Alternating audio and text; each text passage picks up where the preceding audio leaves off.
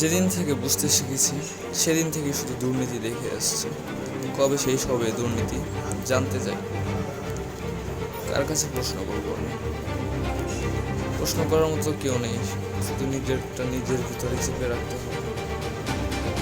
শুধু কথা বলা ছাড়া আমাদের আর কিছু করার থাকে না, কারণ আমাদের প্রশ্নের জবাব কে দিবে? কার কাছে পাবো আমরা এই প্রশ্নের জবাব? কারো উত্তর জানা আছে কোনো কিছু? আমরা সবাই যদি একত্রিত হয়ে কাজ করতে পারি তবে আমরা এই দুর্নীতি উঠতে পারবো, অন্যথায় আমাদেরকে এভাবেই জীবনযাপন করতে হবে। এমন কোনো সেক্টর নেই যেখানে দুর্নীতি নেই। হাসপাতাল, শিক্ষা প্রতিষ্ঠান, সরকারি কর্মশালা, যত কিছু আছে সব কিছুর মধ্যে দুর্নীতি। কবে শেষ হবে দুর্নীতি? কবে এ দেশ সোনার দেশ?